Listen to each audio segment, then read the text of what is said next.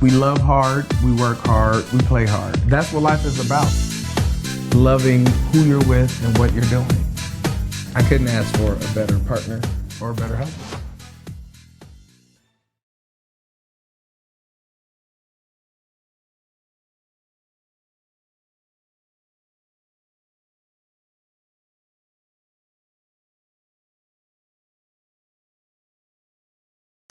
Welcome back. As you know, we're sitting here with Sidney, and he has just gotten to the point where he told us that he has left this guy now.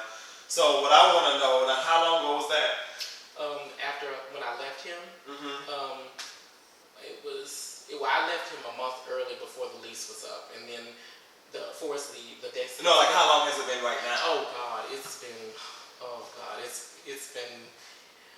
at least 8 years. 8 years. Okay, so how do you feel? How do you pick yourself up from that? Like how do you get your self-esteem back? How do you not blame yourself anymore? Because at one point you thought you were the one who was the problem. Like how do you reconcile all those feelings?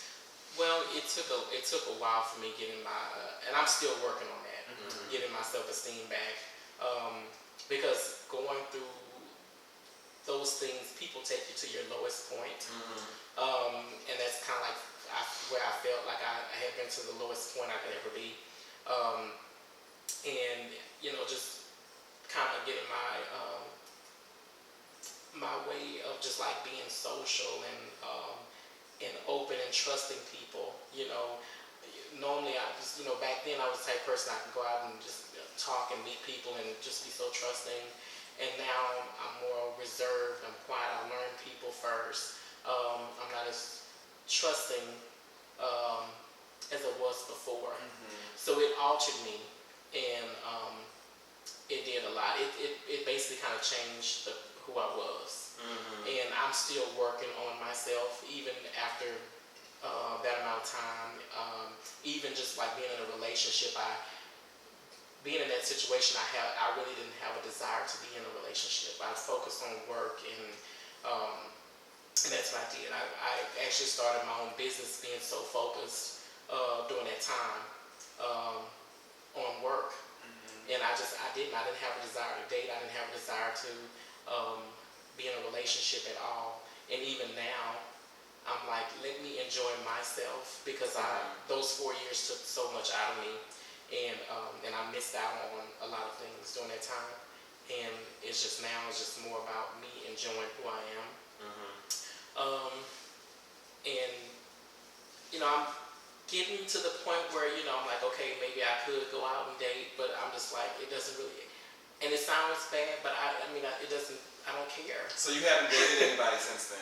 For 8 years, you haven't had a relationship? Well, no, I haven't been in a relationship. I have dated, and my dating, it was just like, and that's why I know I'm not ready yet, because even during the dating process, anything that I felt like I knew it wasn't going to work, I would just let it go.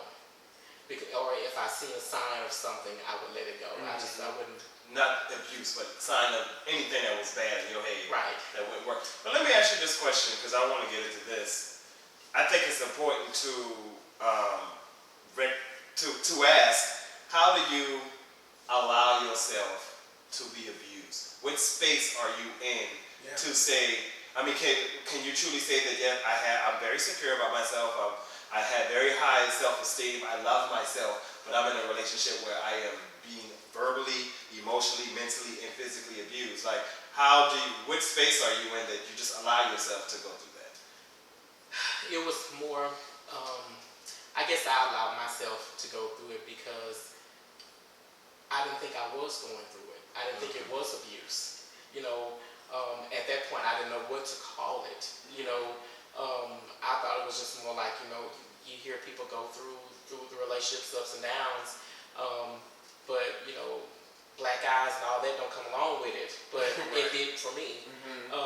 But I didn't know what to call it. I knew that my mom was in an abusive relationship,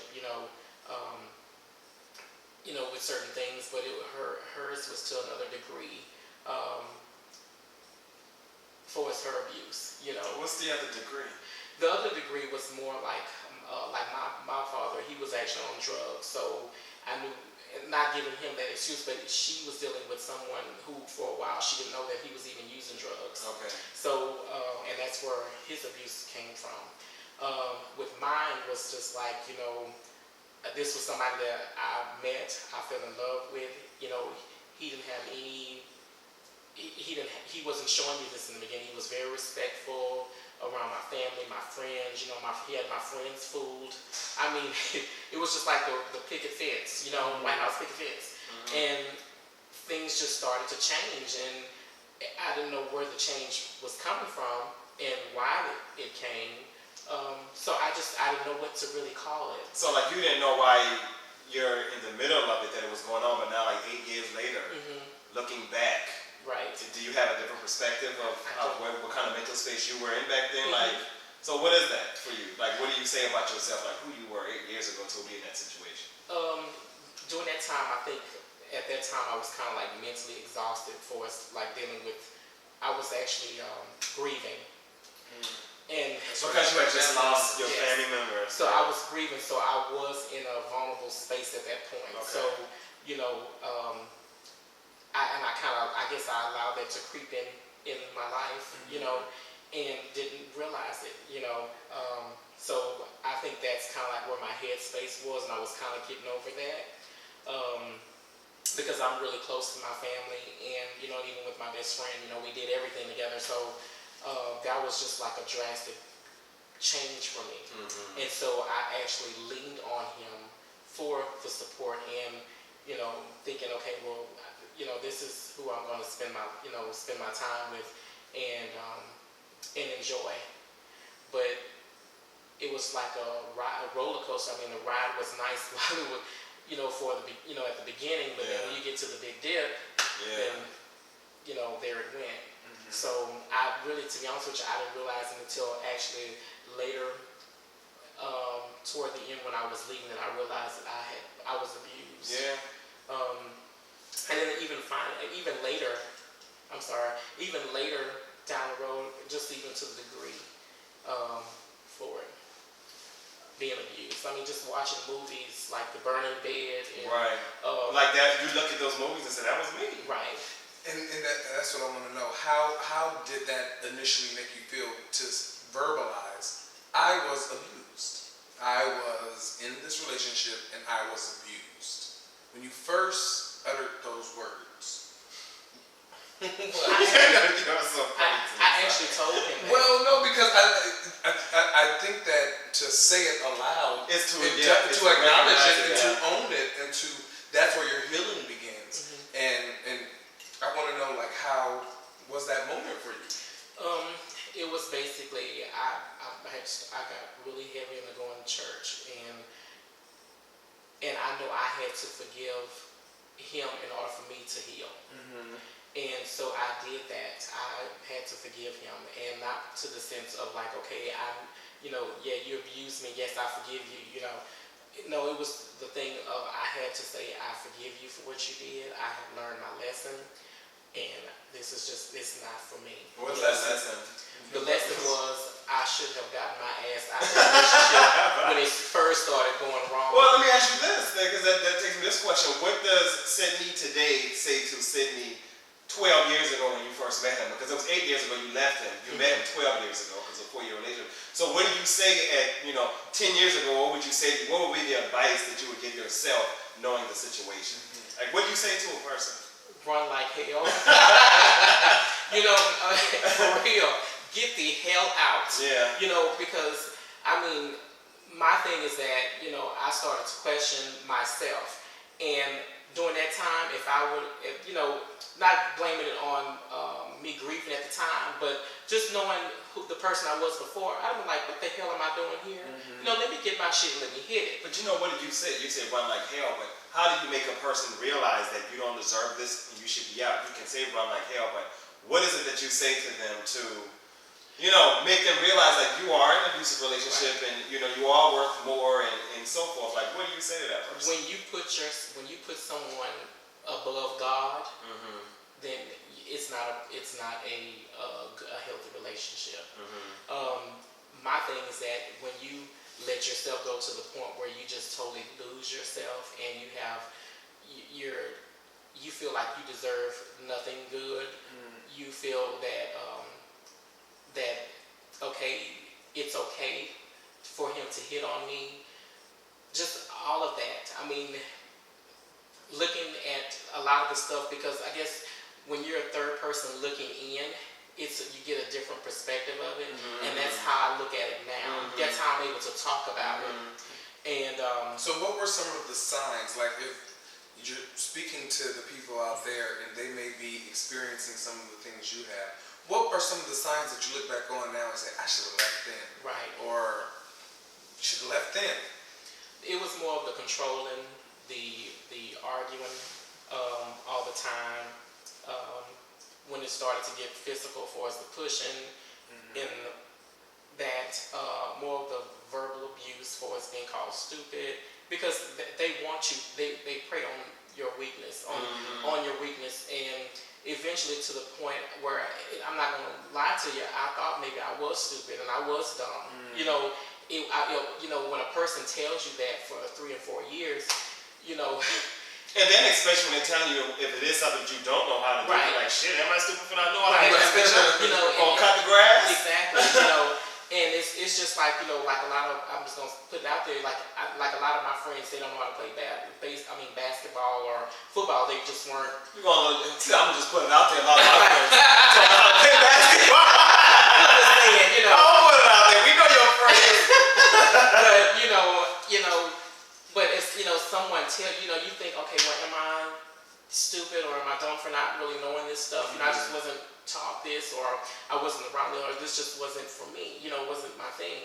And I just got to the point where I just started kind of thinking. I was questioning myself. I knew I wasn't dumb, but I started questioning myself. And I'm like, okay, why is I'm like, why is he calling me stupid and dumb? I know how to do this, but just because I know how to do this doesn't mean I'm just like stupid or dumb, or am I stupid or dumb? I just started questioning myself. He had such a control. Yeah, it was more of a mind control, and just the verbal abuse and just being constantly called that. It's like you kind of, not really say give into it, but eventually it's just like, okay, you start questioning yourself. Right. Now, that's what I started to do. Yeah. What do you say to someone out there who says, well, all he did was push me, that's not enough to leave? That's what I started with, and then I wound up getting urinated on, and you don't want to get to that point, because you just never know what somebody's going to. I would have never thought I would have been urinated on and beaten like I was. Most of the majority of my friends don't even know I went through this. Just well, they're gonna know now. Well, and I applaud your courage for opening up and sharing your story with us. So thank you so much for that. Well, do you think that if you had not grown up witnessing physical abuse and mental abuse, emotional abuse with your parents, do you think that things would have been different for you being in this situation? Do you think that just any of your growing up and seeing that allowed you to stay in that situation? Yeah, because my mom stuck around for a while, because she was, in a sense, questioning herself, like, what's going on. Because her thing, she didn't know exactly what was going on for us with my dad. She just know that his ways changed, but she didn't know what it was. So, she started questioning herself. She was to the point where she was stressed, and I was too, where, her hair started to shed. She was so stressed out. And I had gotten to that point too, where I started to really, really stress. I was gaining weight I started gaining weight because I started just eating, and food was my comfort. It's like your comfort, it was your friend, your companionship. Like I was going back to what you were saying. I was going to bring it up, but you hadn't talked about this yet. But obviously, we already know this story. We talked about this with you. But when you talked about how, when he was working his second job, how you would just cook yourself these gourmet meals because you can't go out with your friends. Exactly. Like the food was your comfort. That was what made you only really think kind of what made you happy. So. Well, and it was also your weapon. Yeah. It was your weapon against him. You withheld food from him. I was talking about the situation. That was when he wasn't working. I'm talking about he was working 2 jobs. Right. He would reward himself and have a great time. Right, I know, but like leave the house. Food was, as I see it was your reward, but it was also a weapon against him. Like you would go eat out Yeah. So you wouldn't have to feed him. You would go eat out, so it was a negative against him, but a reward for you. Right. And I mean, because it was, that was like my safe haven in a sense. I could, I didn't have anyone to talk to, so it was like, okay, I can enjoy this. This was like it was almost like you go and get pampered with, going to a spa. That was my spa, basically. And I over and over throughout this conversation, you said how you felt alone. You couldn't speak to your friends or your family because you were ashamed. And I want to stress, if you may be going through something, no matter how difficult it may feel initially, tell somebody, because I think that's the first step to getting through it.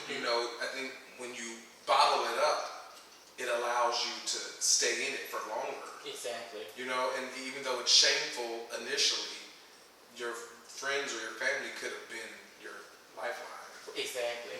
And I didn't share it with, I felt like I was too embarrassed. And the thing of it is, it's not your fault that somebody else is hitting you, So you do want to confide in your friends or your family, because like I said, because I didn't, and I think if I would have, then I would have left a long time ago, because I would have had that third person looking in, and I would have probably had some of the answers or to some of the things that was, that I had questioned too. But it was like I had those questions in my head, but I was talking myself way back to like, okay, well, it's not like that, and still staying there. Right. So if I would have had that third voice perspective, I think I know that would have helped me, and I wouldn't have stayed as long as I did. So how was that affecting your life today? How was those 4 years affecting Sidney today? My friends who knows, they tell me that it does still affect me, and I know it does. It still affects me, for us on certain things. For us like for us the relationships, and even for us like dating, it does. It still bothers me, because I don't want to go into that again. And it's just like, I've been out of the dating things for so long. I dated, here and there, but it was just like, I have this, not say a wall up in a sense. There's just been a wall that's built up to where if I see if it's something, then I'm like, okay, I know this one is going to be controlling, going to be run. It affects me in that way. So I don't have dating, it may be like, okay, we go on a date and you can kind of tell from the beginning. I'm just very, I guess you could say what is it? Oh, God, I can't think of what to say. Jaded? Not Guarded? But yeah, I'm very guarded, basically.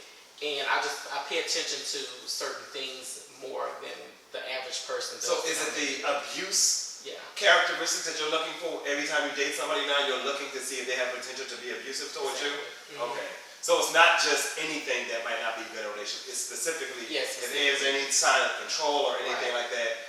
But do you feel like you become a little bit neurotic with it? Like you feel like maybe you're doing a little too much? Like maybe you're seeing signs that are not really there? Exactly. In that way? So how do you move on?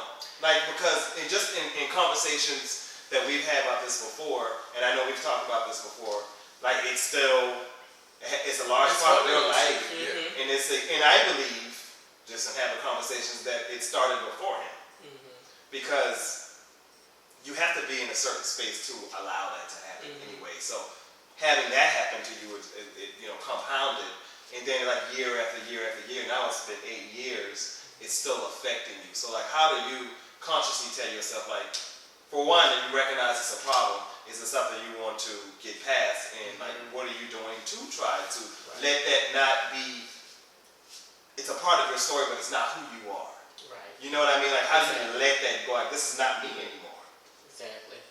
And do you feel like you're there? Because maybe I could be wrong. Well, I know. I think basically that I think I'm doing okay. You know what I'm saying? For a person being in that situation, I've kind of gained a little bit of myself back. Not totally. And I think more that I really need to maybe get some counseling. You know we big proponents of that, and we Yeah. talked about that before too. Right. And that was like 4th of July weekend. Right. So has it happened yet? You got that good benefits. Right. The I EAP know that you program. realize them. but yeah, I've thought about it, and you know, at first I questioned because I'm like, okay, I know I don't feel like I'm crazy enough. I need to go, you know, but I know I need that because for so long, you know, and like one of my friends like, well, you don't have to tell people. He was like, well, you know, you don't have to tell everybody that you went through this, and I'm like, well, to me, it helps me. It strengthens This is therapy. It strengthens you. It does. Yeah. And when I can get through it without having to cry or just like think about certain things, you know, I can look at movie. I can look at Be what love. ashamed, like not have to feel that shame anymore talking about it. I think the more you talk about it, the more you're releasing that hold that it has. Exactly. So I think it's great that you're talking about it. And it does. When I do talk about it, it helps me more. And just like I said, I could sit. And I know when What Love Has to Do with It came out at one point, I couldn't sit. I was just like, Lord, you know, do they know that I went through this? Yeah. You know. And so I was just uncomfortable watching the movie. Well, you know, people's secrets are always like anytime somebody have a secret, they always want to control you. So you watching that movie, you got this big dark secret that you went through this. You shouldn't tell nobody. Now you're all like, right? I'm like, Lord, do they know? Yeah. Right. You know. So, but yeah, it was just. I mean, I think I definitely probably would need to seek the counseling. I will. When are you gonna do that? I mean, Let's commit on camera. Right. Actually, we're gonna follow up with you next week. Okay. And we're gonna see if you scheduled an appointment because I think it's important that you do. I do want to ask this question. Have you told your mom? She knows. She knows some of it. She knows that we've had the fights, but she don't know the extent. What has she said to you about it, if anything? She was glad that I left the situation. Of course, your mom like I want to kill him. Right. But in a sense, she was shocked too because he kind of basically had everybody fooled. Mm-hmm. Do you guys or have you guys ever talked about the abuse that she got while you were growing up? Have you ever had conversations about that? Or was that like other black families when you talk about it? Right, we just kind of swept it up under the rug because I was younger, during that time. So she might not even know you even. I well, won't say remember, but no, she knows that I know because I was of age to know. Okay. But I was still young, So, but yeah, it was kind of swept under the rug. But she knows, Well, how does that? Oh, I'm sorry, because this is the most part that I'm most interested in is the getting better. But like, how do you think that, or do you have any feelings when you think about her getting abused? Like, are there any feelings around? Is there any resentment towards her for allowing you to see that, or is there any resentment towards him for doing it? Like, how does that play out in your adult life, if it does at all? Well, going through it and looking back, it made me feel. I actually like the questions that my mom would ask. Like I would see her crying and talking to like some of his family, and that's kind of like what I did too. I actually was talking to his family members, like his sister or whatever, and she actually at one point told me that I needed to leave him. And my mom was doing the same thing with my aunt. And, just hearing her questions, like she didn't understand why, she was questioning herself. And so I understood her because I was in that position. Right. And you have that compassion. Right, so I had the compassion for her. It actually brought me closer to my mom because I'm like, okay, just seeing her from that point and then where she is now, she's happily married now. So, just seeing her transition. Yeah. I know that there's a life for me. Well, this is interesting because to me, I think that's the road to your healing. I think having the conversation with your mother, because obviously, it's something it's the elephant in the room, if you will, that you did go through this and witness this, but she's been through it and she's gotten over it. So, like, to me, that is the answer to you. Talk to your mom. She can help you. Yeah. Let go of that. And how did you move on? In her situation, you feel like it was a lot worse. Like, damn, how did you strong now? How did you get through that? I think that might be a good avenue to go. I don't know how comfortable that is. In addition to the counseling. Yes. Oh God. I don't know if I could go to the extent for it's like, telling her like the total abuse because I know my mom. So is there still some shame there? Yes. it is. Oh, but do you think she's going to approach her or beat him up or something? Well, it's not that, but I know she would feel. I know it would really stress her out, basically, and I know she would be really concerned. Well, I think I'm the only child. So. Let me say this. Oftentimes, and what I hear you saying is you're trying to shield her from something when you're blocking your healing. And what we have to realize is your mother is a grown woman. Yeah. You are a grown man. I'm a grown man. He's a grown man. We're responsible for our own feelings. That's true. And the way she receives what you tell her is her business, just like you telling her is your business. So you have to let her have her experience. And you can't move through life tentatively, trying to protect someone from their own feelings. So maybe she won't react. Yeah, because you don't know that. Yeah, you don't know. Like you already playing the situation out in your head, and she's experienced, like you said, or what you think. Maybe you think some of your experience was far worse than what she had, but there might be some stories that she could probably tell you that you didn't even see. This is just, you saw abuse while you were home. What happened when you were there? Right. You know what I mean? I feel like y'all stories, like, that could really help you to move on from that. That might be something to think about. Right. And like you said, I mean, it's kind of a secret to some extent with her, so releasing that would, just do a lot of good, I think. And I think you might be surprised on some of the childhood wounds that might open up, just bringing those things back up, because it's never been talked about. You kind of went through the same thing your mother went through. Yeah. Why did I have to go through that? You know what I'm saying? Like, I would question, why did I have to go through that? Something led me up to this point that I would have to experience this. Those are all the answers that I think that, could help you not let that situation have a hold on you. Yeah. And because I kind of looked at like my mom stayed in for a while too, and I think because this she was not tried. your dad, right? Yes. This was your dad. Okay. She stayed in there for a while, and I think that's in a sense kind of looking back. That's why I kind of stayed. I tried to do everything to fix the relationship. If I was going to give my all in it, I wanted to give my all in it. Because I'm not, I wasn't the type of person to go out and just, I'm not a cheater. You know what I'm saying? I'm very respectful of the person I'm dating. That was your parents' relationship was your example. It really was your example. So let me ask you this. Break the cycle. Yeah, I know we getting, now we getting into some family stuff. But so is your father still alive today? Yeah, he is. He is. So have you ever had a conversation with your father about him and the abuse? No, because he's mostly been in and out of my life. So you don't communicate with him. Okay. Well, when he's free, we do. We actually have a good. Him and my mom, they actually have a good relationship. My dad was able to kind of get himself together.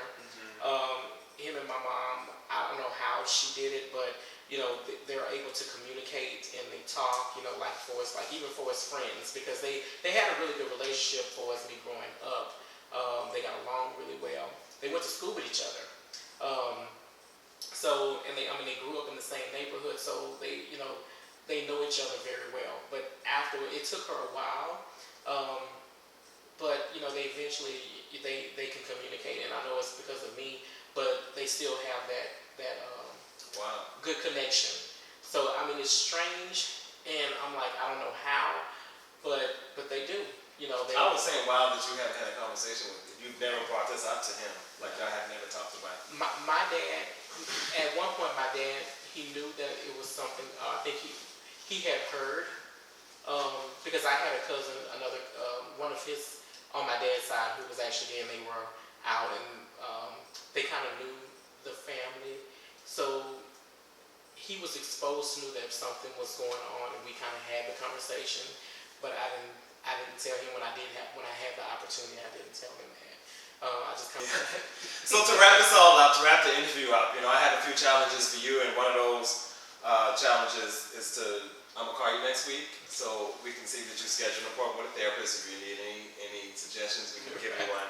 And two, I think that it's really important for you to kind of open that conversation up with your mom and share with her, your experiences. And I think that would in turn help her to help you, heal, because you guys have been through the same thing, and that would bring y'all so much closer. And I think you would be surprised at how much healing that would bring for you. So. I agree.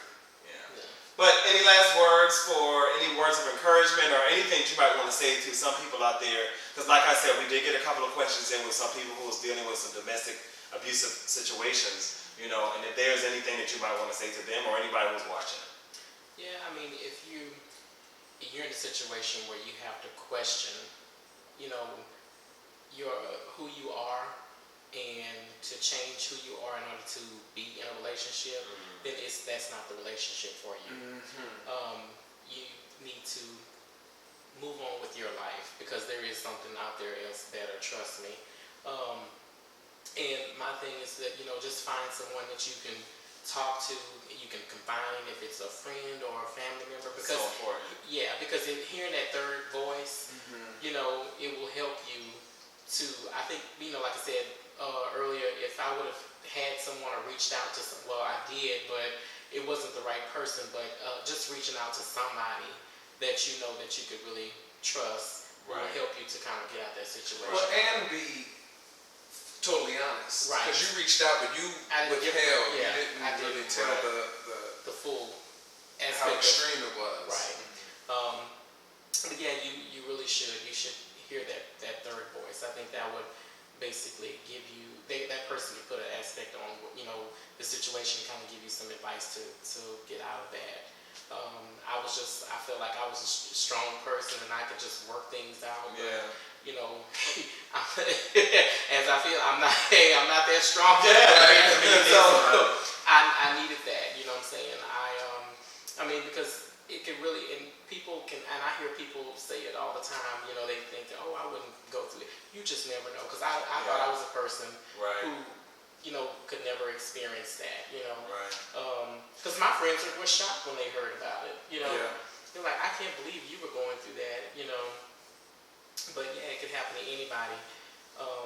But my thing is just to stay positive about it. You just, get out the situation and somewhere safe, and just, to be honest with yourself and to the person that you're speaking to about the situation. It will really help you. I think that would be honest. Be honest. Yeah. And first you have to acknowledge and realize that you are in this situation. Right. I think we've said this a little earlier. Same-sex relationships is kind of difficult to acknowledge and to label it, especially domestic violence. Especially like I said, the macho, the bravado, all of that. But be honest with yourself. Be honest with your partner, and seek help. Because people think like, a man and a woman fighting, okay, it's not fair. Right. But with boy, you see two boys, growing up, you fight with your cousins, and you think it's okay. Yeah, even boys fight. Right. And or even two women. Yeah, or two women. Yeah. But it's not okay when it's not okay, basically. It's not okay to hit. Just like Whoopi Goldberg said. Right. It ain't never okay to hit nobody. Don't hit nobody. So Pushing. Thank you, Sidney. Thank you so much for opening up yourself to everybody who follows Loveworks, and opening up yourself for yourself, because I think that was huge. Now you're going to be able to reach a lot of people, and I hope that this has helped you just as much as it's helped somebody who's watching. And if you have someone that has questions or even want to talk to me, I'm open for that. Oh, thank you. Yeah. That's awesome. Because I know I've been there, so I think coming from someone who's actually been through it, kind of help them out a little bit more. Like your mom, maybe. Yes. So with that being said, thank you everybody for watching this. I think it's important that we continue to have these conversations in our community. It's not being talked about, and I just hope that we can, bring more conversations like this. So thank you. Share our videos.